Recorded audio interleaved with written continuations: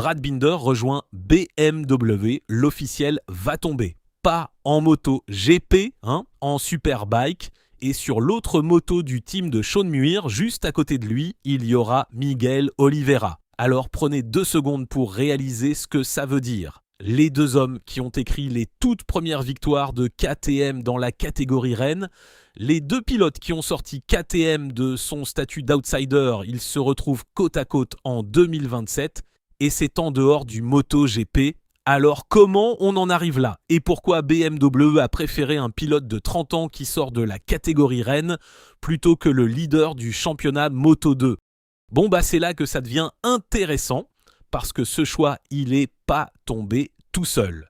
Début juillet, KTM a annoncé son équipe officielle pour 2027 avec Fabio Di Giannantonio et Alex Marquez, 2 pilotes qui viennent de chez Ducati. Pedro Acosta, lui, est parti dans l'autre sens. Donc faites le calcul avec moi. Le constructeur autrichien attaque la première année du 850 cm3 avec une table rase complète et surtout 0 place pour le seul type qui lui a offert sa première victoire en MotoGP. C'est pas un ajustement, ça, c'est un effacement. Et pour comprendre à quel point Binder s'est retrouvé coincé, faut regarder comment les portes se sont refermées une par une. Son contrat arrivait à échéance fin 2026. Lui, il a jamais caché ce qu'il voulait, rester dans la catégorie Rennes et dans une équipe officielle, pas juste faire de la figuration. Sauf que quand KTM verrouille son line-up d'usine avec 2 recrues, venus d'ailleurs, il reste quoi? Il reste Tech 3. Et chez Tech 3, Günther Steiner voulait un pilote expérimenté avec Luca Marini donné grand favori. Le Sud-Africain, il coche la case expérience, il coche même la case victoire, mais il coche aussi la case pilote de 30 ans marquée par le passé KTM, ce dont Steiner voulait justement se passer, et ce détail-là, il coûte très très cher. Alors qu'est-ce qui restait? Il restait le Superbike, et c'est là que l'histoire prend un virage que personne avait vu venir. Parce que ce guidon BMW, au départ, il n'était pas pour lui. Le camp de Shaun Muir, il travaillait sur Manuel Gonzalez, le leader du championnat Moto2, un pilote qui avait carrément 2 offres d'usine sur la table, une chez BMW et une chez Ducati. Un jeune qui gagne 9 victoires au compteur et qui écrase sa catégorie avec 50 et 1,5 points d'avance. Sur le papier, c'est le profil parfait pour lancer un nouveau cycle, et puis tout a basculé. Muir a changé d'avis, Danilo Petrucci a été poussé vers la sortie, Oliveira a prolongé, et la 2e moto est allée au pilote qui sortait du MotoGP. Et la vraie question, c'est même pas pourquoi BMW a dit oui à Binder, c'est pourquoi elle a dit non à Gonzalez. Parce que ce que le constructeur allemand achète là, c'est pas un potentiel, c'est un nom. Un CV de la catégorie Rennes avec des victoires dedans et une notoriété qui se transfère direct sur une moto de série. Gonzalez, lui, il vend une promesse, Binder, il vend une preuve. Et vous, à la place de BMW, vous auriez fait quoi? Dites-le moi en commentaire. Ah, et au passage, il y a un détail qui rend le truc encore plus dur à avaler. Début juillet, au Sachsenring, on a demandé à Pedro Acosta ce qu'il pensait de la situation de son coéquipier et l'Espagnol a répondu ça, je vous lis ses propos. Je donnerai clairement une moto de MotoGP à Brad. Pourquoi? Il y a très peu de gens, je vous le dis, qui ont fourni autant d'efforts que lui. Et il en a rajouté une couche. Je lui donnerai un guidon n'importe où, je lui donnerai même celle que je pilote en ce moment. Voilà, le pilote le plus coté du projet KTM propose de céder sa propre machine pour garder Binder sur la grille.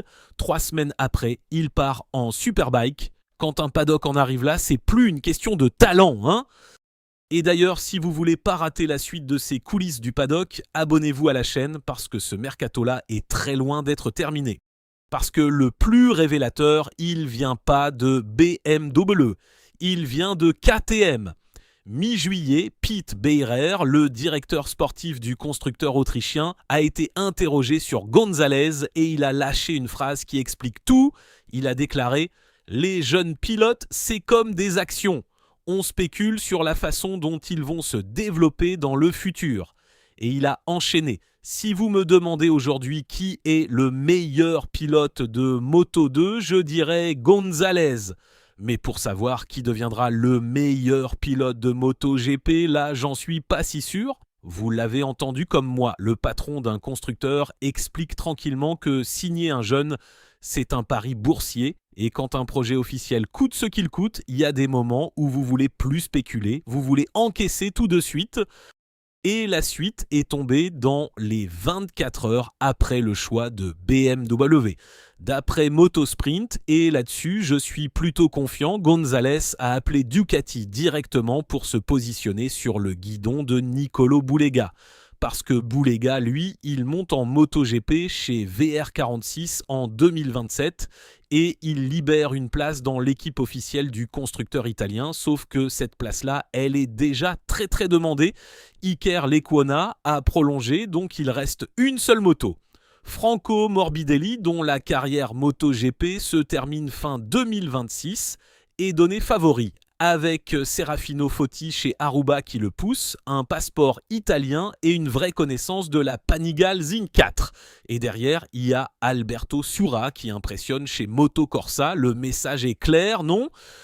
Et pendant ce temps-là, Intact GP lui garde une saison de Moto2 de plus au chaud au cas où.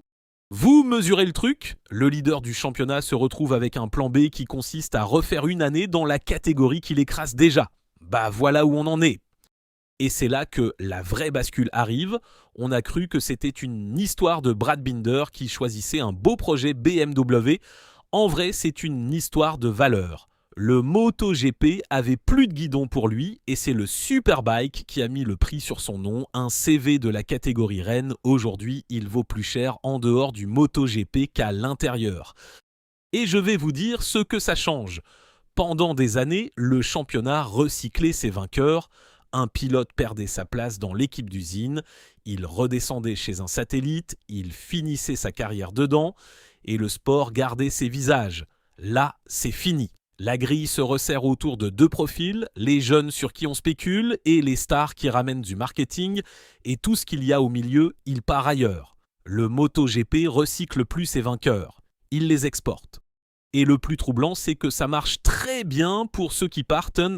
Binder va toucher un salaire d'usine, il va se battre pour un titre, il va retrouver Oliveira et il va porter un projet qui a de l'ambition. Sur le plan perso, c'est pas un échec, mais sur le plan du championnat, moi j'ai envie de vous dire que c'est un aveu. Quand la catégorie reine laisse filer le pilote qui a écrit la première page victorieuse d'un constructeur, sans même lui proposer un guidon satellite, c'est qu'elle a tranché. L'expérience vaut moins cher que le pari. Et le jour où Binder mettra une BMW devant tout le monde, va falloir assumer ce choix-là. J'espère que cette vidéo vous a plu. Et si elle vous a plu, n'hésitez pas à la liker, la partager et lâcher votre avis en commentaire. Vous êtes plutôt Team Binder qui a eu raison d'aller là où on le veut vraiment, ou plutôt Team González, puni pour le simple fait d'être encore trop jeune. On se donne donc rendez-vous très vite pour la suite.